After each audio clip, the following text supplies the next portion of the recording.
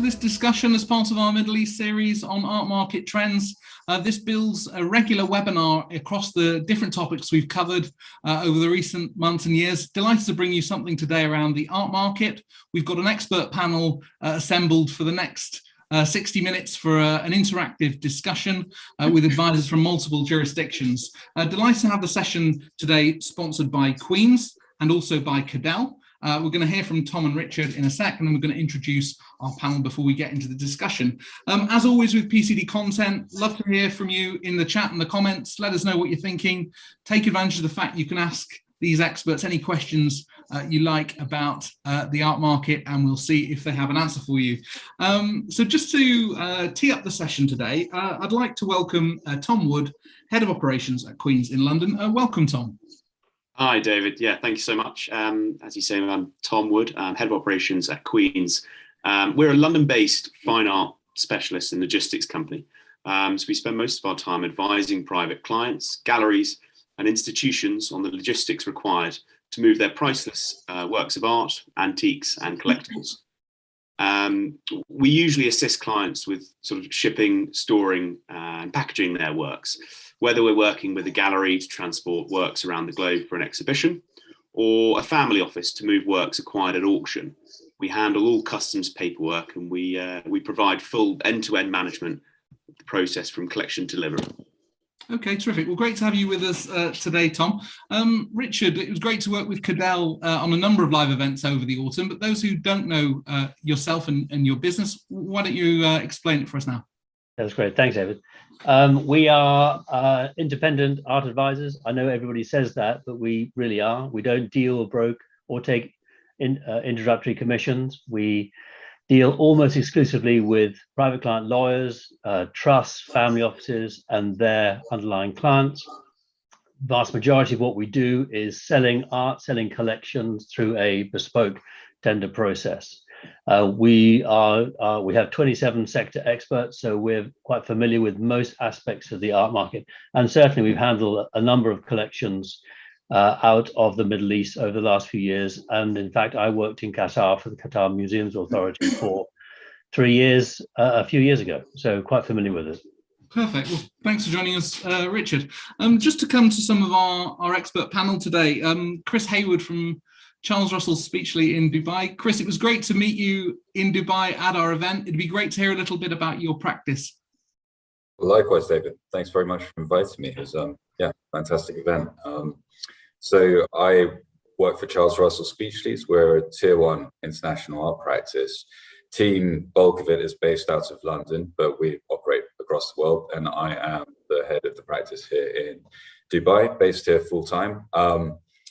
We focus purely on art and luxury assets, passion assets, I think the popular term is now for that. So everything from making sure that buying and selling goes smoothly, setting up businesses, to the disputes side of things as well. Terrific. We'll look forward to getting your views in the discussion. Nick Arnold, friend of PCD. Great to have you back on, Nick. Be great to hear a little bit more about you and your new setting. Thanks, David. Hi, everybody. It's lovely to be here. So yes, I'm with DCC Private Office, and I've got a colleague of mine, Alia, with me. So the private office looks after complicated, complex clients who have an international footprint. We have a number of clients in the Middle East, and generally it's about bringing order and governance to the professional services lives of our clients. So the work we do, it's often dealing with luxury assets, because it's these sorts of clients and these sorts of regions that have a lot of that in their life, and that brings complexity. But also the wider piece, family governance, family continuity planning, knowing what you have where, how it's going to be in your life today, in the long term, which family member is going to take responsibility for it.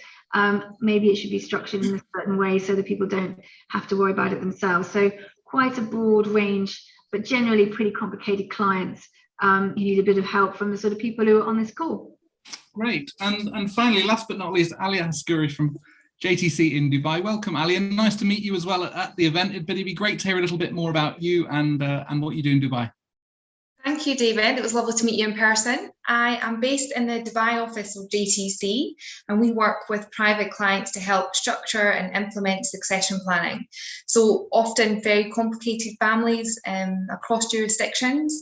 And yeah, it allows for a varied day every day. Great. All right. We'll look forward to bringing you into the discussion later on. But we're going to kick off and open up with some trends with Chris being on the ground there in Dubai. Chris, there's many developments going on. I mean, one of the most topical areas is NFTs. Perhaps you could tell us a little bit more about what you're seeing in that space locally. Yeah, I'm sure most people on this call won't be that surprised to hear that NFTs are going to be a feature of this discussion.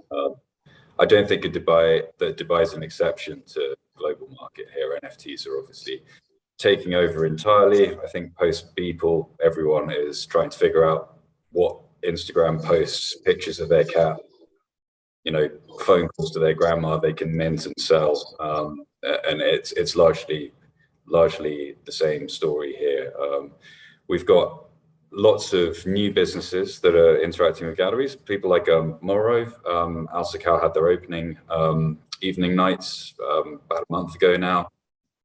Various screens popping up in different galleries, lots of galleries looking to tap into new revenue streams by digitizing things.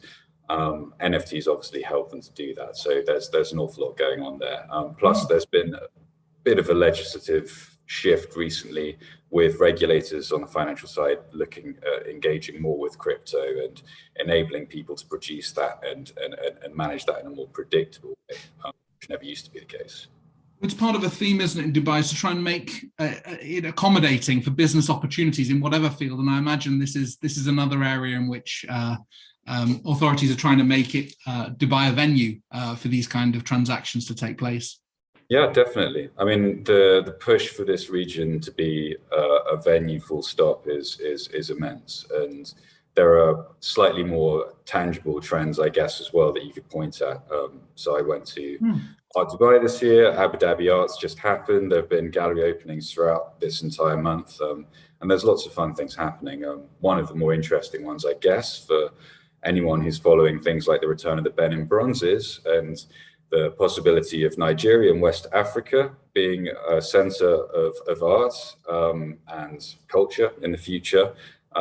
We've seen a few interesting people pop up. Most recently, there was a gallery down by the Burj Khalifa called Effie, who are just one example of a West African focused gallery looking at investing in the region, moving into bricks and mortar and setting up shop here.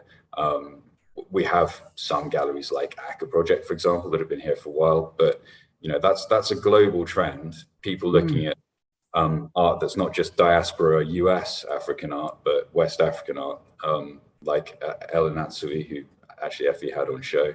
And that's very much something that's featuring here and in the art fairs as well.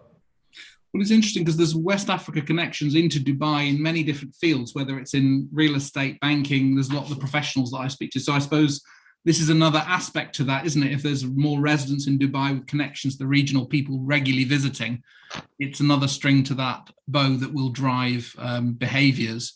And I suppose Dubai is that place as a neutral venue. It's not in Europe, US, not going to China. So how do you see that as well as being part of the mix there for one of Dubai's strong suits?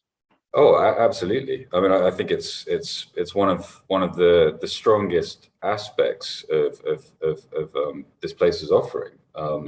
Certainly, if we're talking about West African art and post-colonial discourse in the arts world, it's pretty important to have a commerce center which is neutral.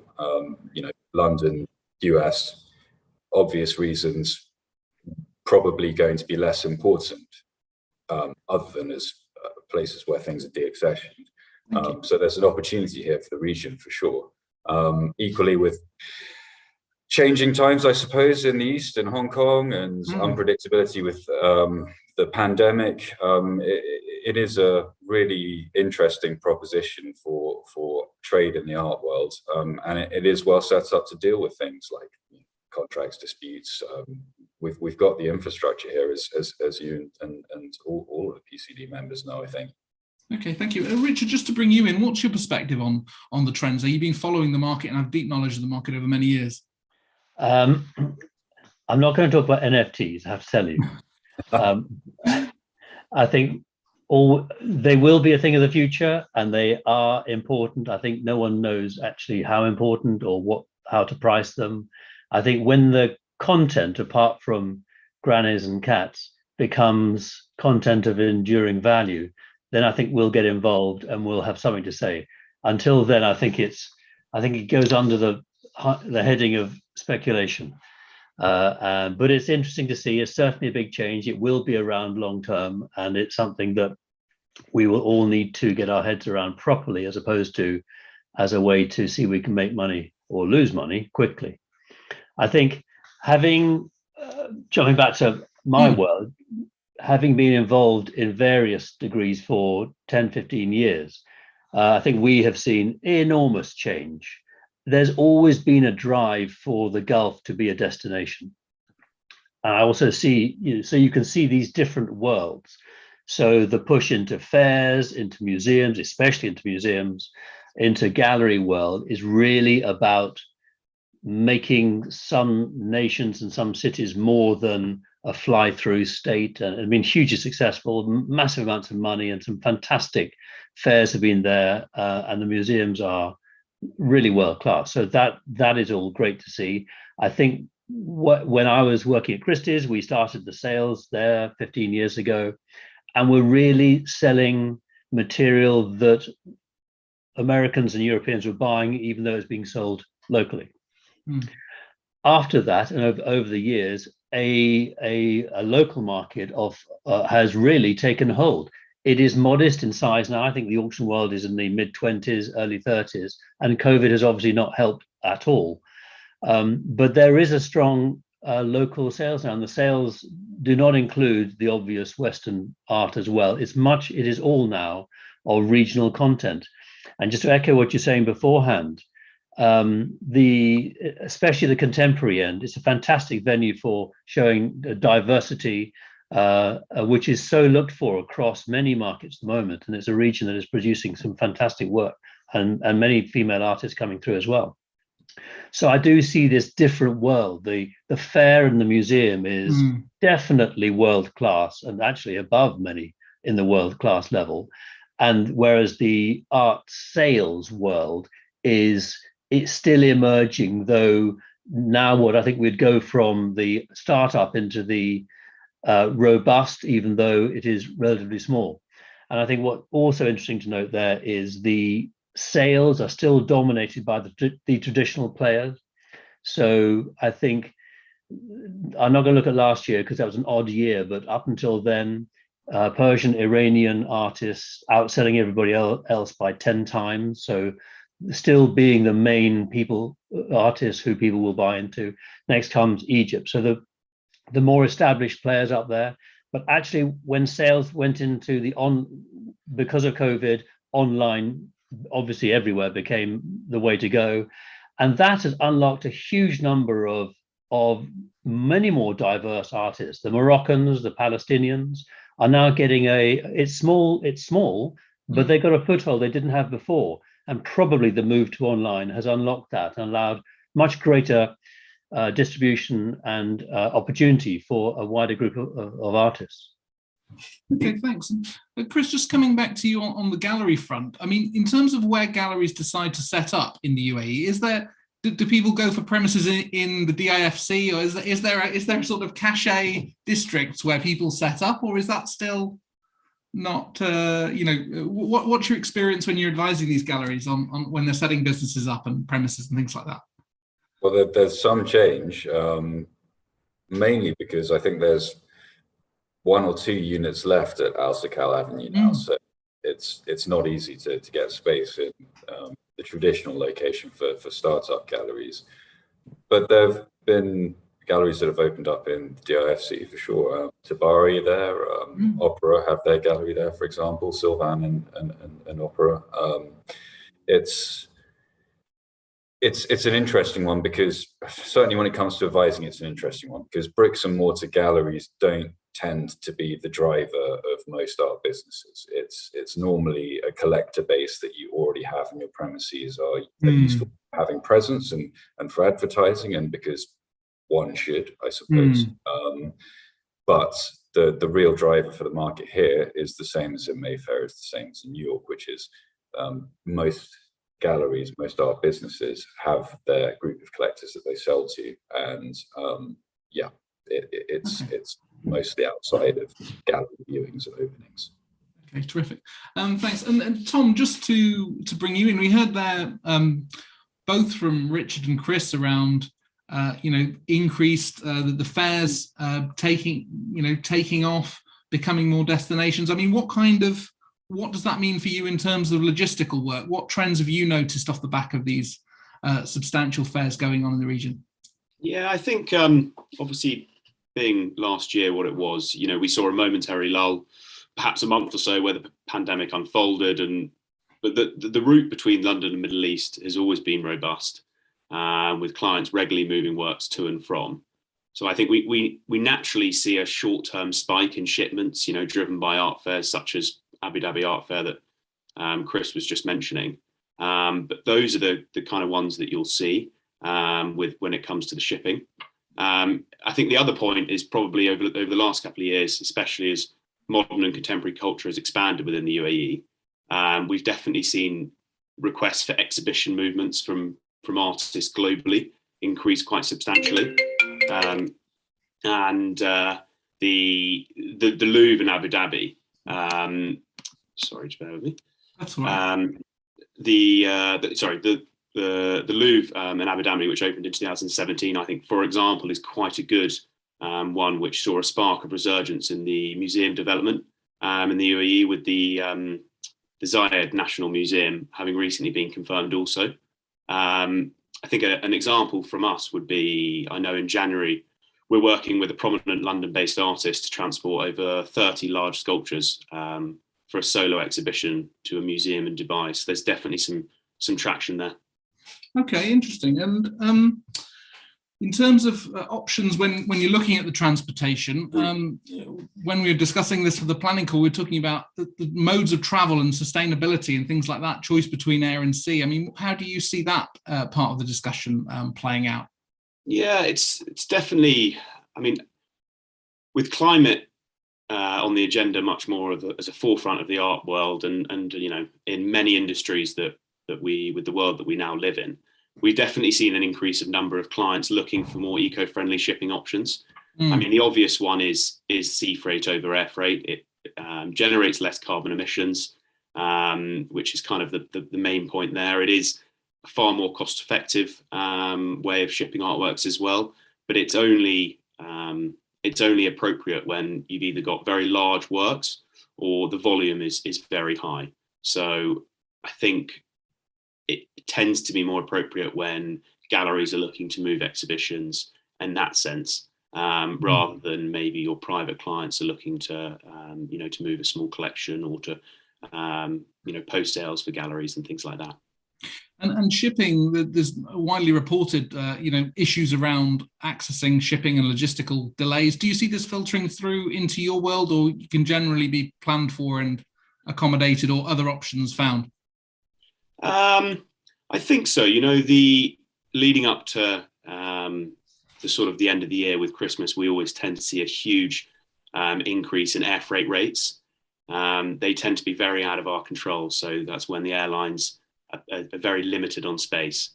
So they put up their prices, which has a direct effect to the likes of ourselves. That's always a particularly tricky one to explain to private clients or galleries at this time of the year, when exhibitions are coming to an end for that year, and the prices have increased. But on that side of things, definitely. And give us a sense of some of the challenges you face when you're dealing with rare, delicate, expensive items. You're a small team in London. You must rely on contractors or outsourcing. You're moving things around the world.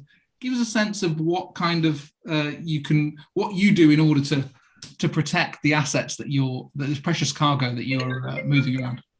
Yeah, I think there's a couple of factors that you need to consider, and it tends to be if an artwork's particularly old, north of 100 years, or it contains a particularly rare substance, ivory is quite a classic example. These are definitely scenarios where you need to apply for the right licenses, the right permits to ensure that customs can import or export these items.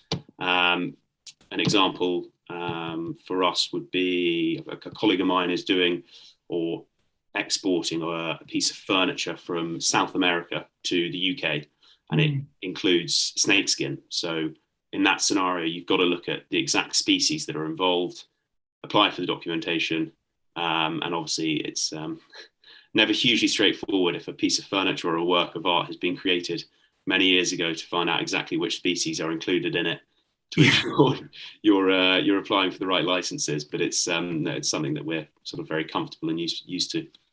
Okay, absolutely great. Well, thank you. Just moving the conversation on now to the succession planning themes that advisors might deal with. Alia, just to bring you in, I mean, perhaps give us a sense of the type of international clients you deal with in JTC in Dubai, with assets and family members spread around the world.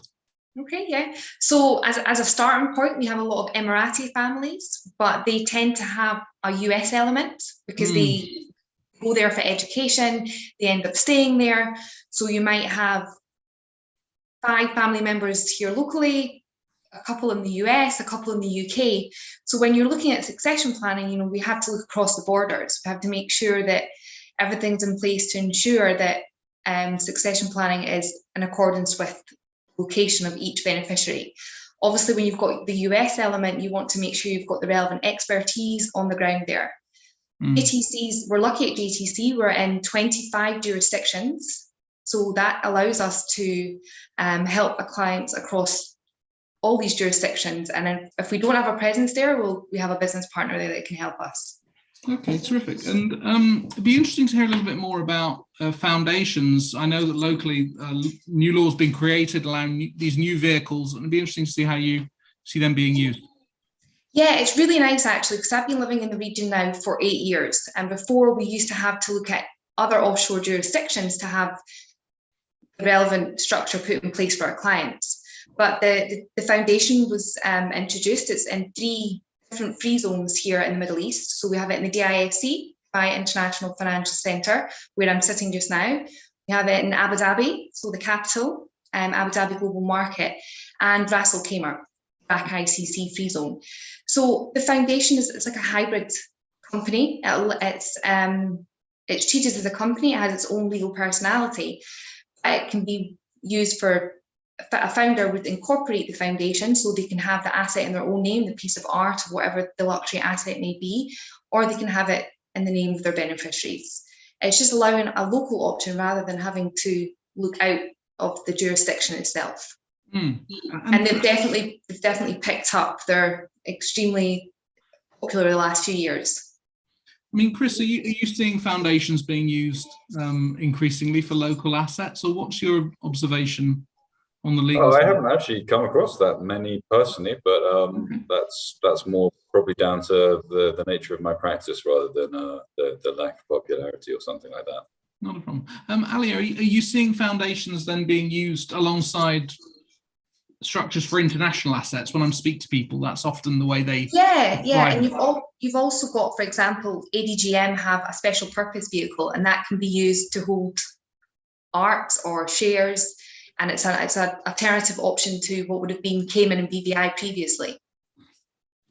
Okay, thanks. And Nick, just to bring you in, obviously succession planning is a specialist area for you. It'd be interesting to get your perspective on how you see art collections fitting into overall succession plans. Yes, thanks, David. Well, I suppose my mantra is always about looking at the bigger picture. So I suppose this session is all about looking at a local region and the art movement in that region and the artists and the collectors. But when it comes to the private clients, the collectors, they're often sitting on an international stage. And so from a succession question, we need to stand right back and think, what is the global footprint of this family? What is the global footprint of that as an asset class, the art portfolio that they're building up? What is the generations that art portfolio might be spread across? And how is better governance or a degree of governance built into that picture?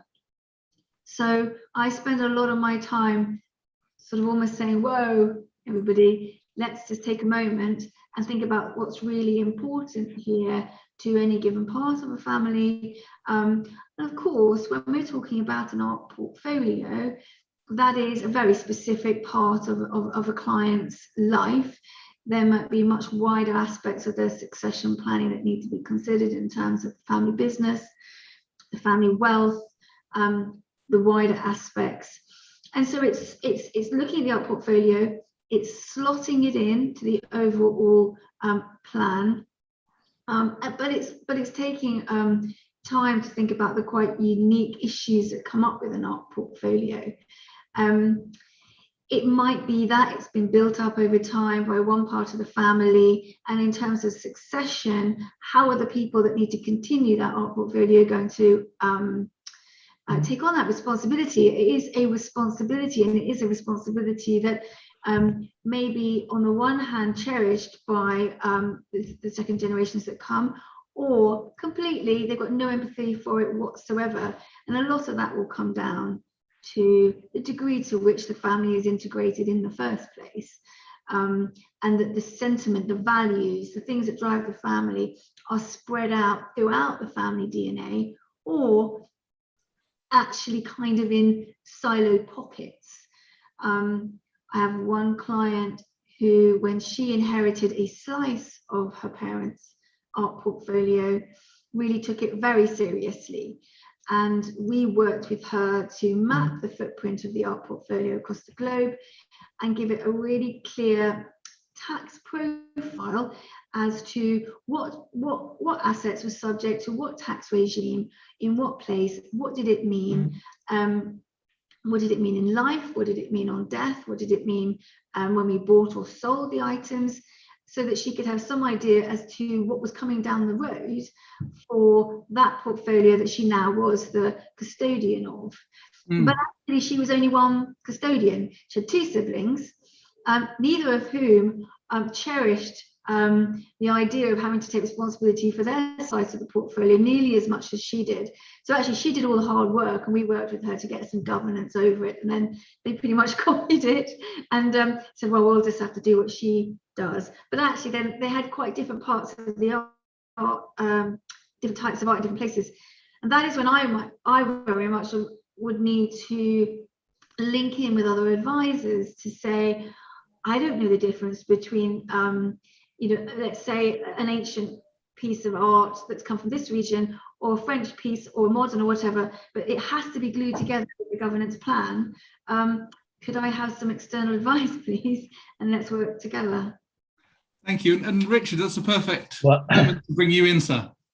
Nick, so nicely teed up, as they say. But there you go. It'd be great to hear how you work with trustees, Richard. Well, actually, what I was going to say there was a part of our business that we didn't imagine we'd be doing was almost art wealth planning. And quite often people will come to us, or a family will come to us in a situation, and we will work backwards and say, let's just remind ourselves what the brief is, and talk to all the family members, because quite often some family members don't want to keep it, or they're not as interested as other people may think they are, and therefore the saleability, the keepability, the giveability is not that obvious. And we've spent a lot of time with some families saying, if what you want to keep is the store of value, we can help you work out what your best pieces are that are most likely to retain and grow value over time, and keep those. If you have got too many works, functional thing, we can help you work out which ones, frankly, are going sideways or down at best in terms of value. Obviously, putting to one side anything which has an emotional link to the family at all. And if you need funds quickly, whilst we can look through and say which works are sellable, we can also tell you within those works which ones we know there's a strong buyer base, and so you're likely to be able to sell and sell well quickly, and which ones don't. And so that overlay in several instances has completely changed the shape of what one party ends up doing. And we've actually been involved in divorce cases where you want to help one side on which half they get, because quite often one half will want to sell quickly to start a new life. And a huge number of works have a greater ability to sell and realize value than others, which may be terrific, but just nobody else wants them. Thank you. I mean, Chris, do you work with trustees on helping them manage the risks and practicalities of having art within structures? Is that something that comes up? Because it's a difficult area for trustees. There's lots of risk there. Is it something that you see, or not so much? There's always some risk involved with the allocation and storage. And anytime you have an expensive object of any sort, there's going to be a risk anytime you do anything with it, really. On the trustee side, we tend to obviously step in if they're trying to divest themselves of assets, or if they're looking at acquiring assets, investment pieces.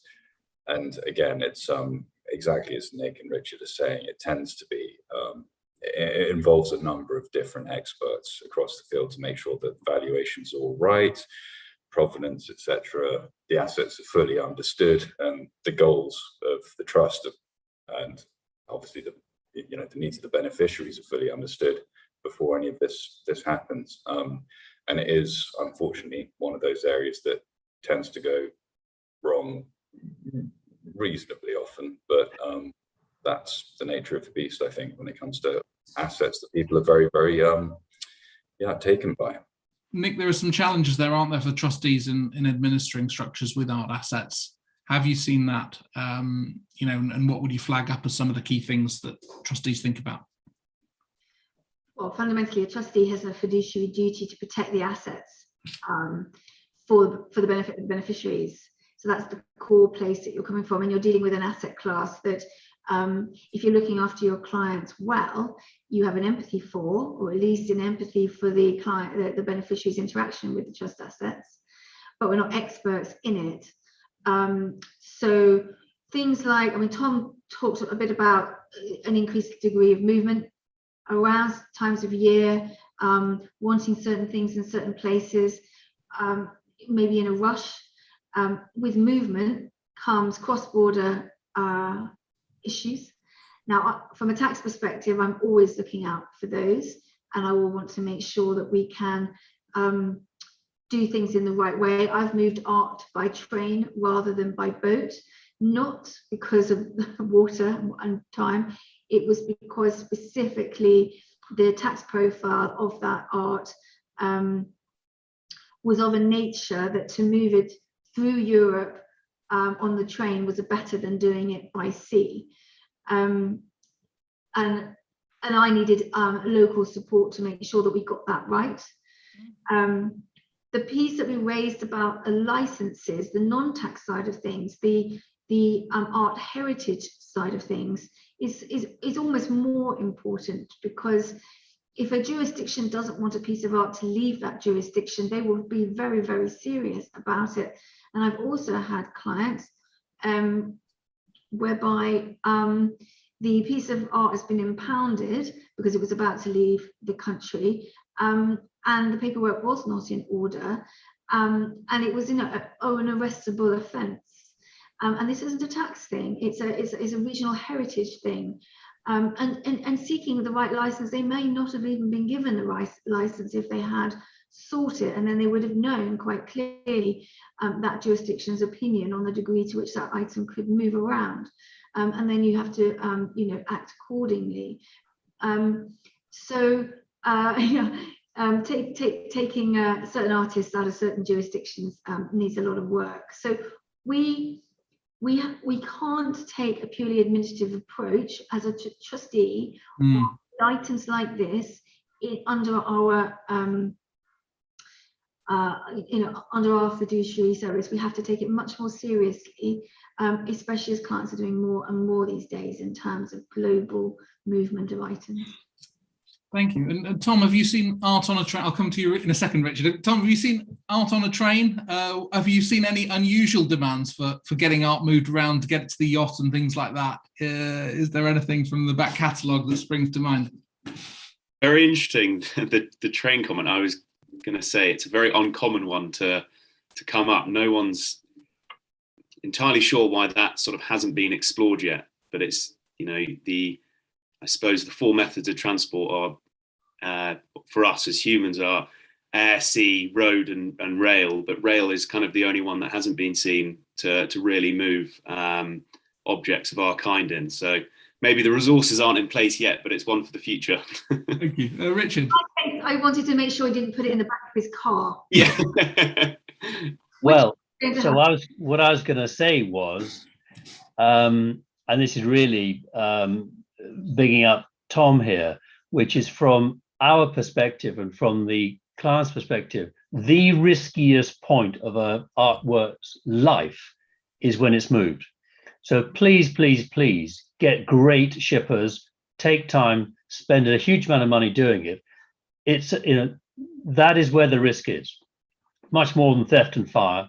It is all about moving and having some kind of incident or condition issue along the way, especially if you've got high end, especially if you've got old works, which are very, very delicate. So I would say to anybody, anything to do with sticking something in the back of their car, separate to illegalities, is just be mighty careful, because you can halve the value of a work really easily. I forgot my other point, so we'll carry on. That's okay, thank you. And there's a question here which I'm going to put to Chris to see if he can speak to this one, but we'll see. A question from Jamie, just asking, can anyone speak about the direction of the decorative art market in the region? I know antiques are picking up again in North America. Is it the same in the MENA region? Does that question resonate with you, Chris? Well, it's a really interesting question. Obviously, any form of antiques in this region tends to be an area you need to be quite sensitive about. We're in, unfortunately, quite a challenging part of the world when it comes to importing and exporting various things. We're in close proximity to a lot of conflict zones. So there are UNESCO points and various other things you need to think about. But that's not answering your question. Sorry about it, Jamie. So yeah, I mean, there's been a shift towards it, I suppose, in a sense. If you think back to Christie's and Sotheby's and how they've geared up their businesses here, initially they focused on fine arts, but it's become much more of a sort of a watch and luxury products type business, and that will involve luxury antique watches here and there and jewelry as well. So that happens quite a lot. The Arts Week is pressing pretty heavily for decorative arts, furniture makers, and mostly primary market type stuff rather than secondary market type stuff. That's really being pushed here. I wouldn't expect it to be a big antique trading hub, but perhaps Richard has some thoughts on that as well. Richard, I think generally, what the traders call brown furniture, you want to get out of it as fast as you can. That's not gone up in value in 35 years, and that's true in the States as well. Brown furniture sells to a degree in New York, and fancier brown furniture, Louis XV sells in Dallas, but almost nowhere else. I think what is doing well in this area are branded, usually Scandinavian names, huge push in the 50s and 40s, 50s, 60s in terms of well-known artists who are furniture makers. Non-branded deck arts, sadly, quite often we've had to clear out homes of people who have a huge amount of Middle Eastern works, furniture they bought in a non-branded sense, and you get 5-10p or 5 or 10% of your purchase price back. So buy well-known names, and you'll certainly do well there, but generally you have to know what you're doing. Thank you. And Alia, just to bring you back in, just generally broadening it out on luxury and different tastes that you see from clients in the region, do you see different styles of luxury assets, jewelry, supercars, different things being collected and structured? What do you see on the ground of the taste of clients in different high value objects? Well, this week it was Ferrari. Yeah, so yes, the cars is definitely, we had a client that's just purchased a Ferrari. Yeah, luxury assets, watches. Yeah, a little bit of everything, a mix really. I mean, Chris, do you see that, particularly the supercar? I mean, the petrol heads in Dubai, there's huge amounts of high value car collecting going on and things. Do you see these increasingly coming into collections, or people considering the aspects of these high value assets? Yeah, I don't think anyone that's strolled home on JBR late at night Exactly. be able to Exactly. this place isn't interested in luxury cars. Yeah, we have clients that are involved in that here, and it's a very, very busy market. Every corner. Yeah, and it is older cars as well. It's not just the brand new stuff. It's the interests across the board. And what about clients getting caught out with fakes? You know, looking at buying an asset that it materializes they don't have. They're not buying what they thought they were buying. Do you get clients coming to you who've been duped, who've been missold, or something's come to light to show that there was an issue with something they bought? What's your experience in that field? Is this to me? Yeah, sorry, Chris. I should be very, very careful about things like this, but that sort of problem is a global problem. Yeah, and whenever you're in markets with geographic peculiarities or markets that are developing in one direction or another, there are going to be issues. And particularly when we're talking about artworks or antiquities, it's always buyer beware. It's always try and do your research, or ideally, if it's above a certain price point, probably dedicate a percentage of that price point to getting someone else to do it for you with the expertise. But I mean, on the art market side, yeah, the price point still, as you know, we've talked about, and as Richard mentioned earlier, just before this call, it still tends to float around the sort of $20,000 to $30,000 mark, and the art market is primary as well. So knockoffs on that side a little less likely to be an issue, and you'll be buying through galleries that have been doing it for a while most of the time. So that side of things secure. Secondary market, it's more of a problem for everyone everywhere. But I think I can say that things are improving, and that's a good thing. Okay, Richard, do you have a view on how people can protect themselves? I would agree with everything that Chris has said. In the secondary market, if you buy for an auction house, they will have done that due diligence. You have a 5-year warranty on it. The area, I think Chris has touched on it beforehand, that is incredibly important and sensitive is antiquities. There are rules on it goes back to I think it's UNESCO 72, where if you can prove private ownership before then it is legit. If you can't, then you're quite possibly handling stolen goods. And there's a lot of it about, and quite often it's been held in collections that have been put together a long time ago when things were different. But if you ever come across a family who says, oh, by the way, we've got these antiquities, do get them checked and really check thoroughly, because they may be unsellable, and also there is reputational risk involved in some of these works. Okay, thank you. And Tom, just coming back to you, we touched on a little bit about challenges moving assets around. Assets coming into the UK, what are some of the options in which if people are bringing assets in here, what are they, how are they doing so, and what are some of the challenges that they think about?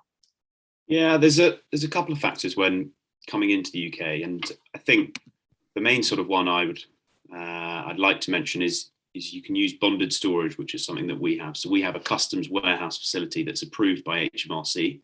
So if you're bringing works in and you don't necessarily need to have access to them immediately. A good way of deferring any import tax payable upon entry is entering these into a bonded facility. So you aren't due the 5% import VAT on them. That's quite a common one for private collectors there. More common for galleries or institutions would be customs statuses called NAIRU or temporary admission. And these are quite common when you're looking more at the exhibitions, as you're allowed to sell off these, etc. So those are quite common with the galleries and exhibitions. But there's definitely a lot of advice that can be given, both to more private individuals and institutions there. Okay, thank you. And Nick, then that throw people bringing high value assets into the UK brings all sorts of other questions around tax more generally as well. So how do you approach families considering bringing assets into the UK?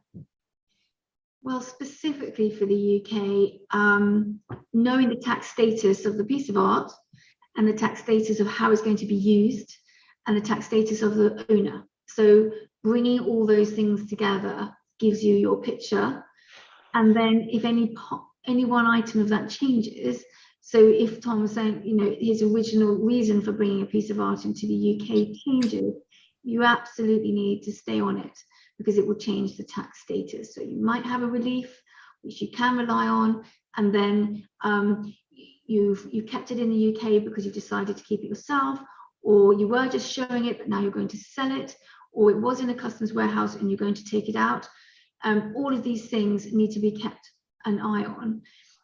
And when I talk about a tax status, you're also thinking, well, which tax are you thinking about? So a lot of this is indirect taxes, your customs and your VAT. And to the extent that you can legitimately suspend those, fantastic. And as Tom says, there's a number of different ways of doing it. But that is indirect tax. One also has to consider direct taxes, like the UK has its non-dom remittance basis of taxation, which is relevant for the people, not the item. So do they get a suspension of tax bringing an item in? You can put an item in a customs warehouse and suspend indirect taxes, but it will not be effective for inheritance tax or the remittance basis of taxation, the remittance taxes.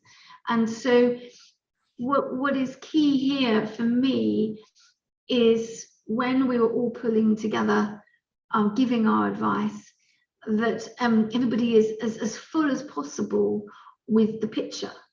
And so the tax advisor is able to take full view of what's going on, isn't just given little pieces of the story, and that someone like Tom has a strong enough view of the picture or relationship with other parties in the stakeholders in any given transaction to be able to say, I'm now moving this from London to Paris. Anyone got anything to say about that? And that holistic advice is really important for tax, and it's really important generally.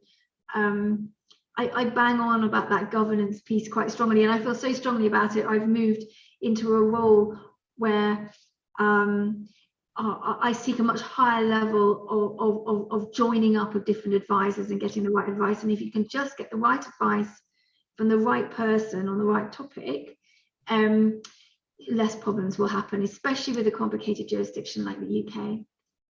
Thanks. And I guess, Richard, working with trustees to catalogue exactly what assets they own and to help manage these risks is a big challenge, isn't it? For if there's a substantial structure, knowing where everything is and then knowing where the people linked to that structure is so you can make sure your tax risks are managed is a huge challenge, isn't it?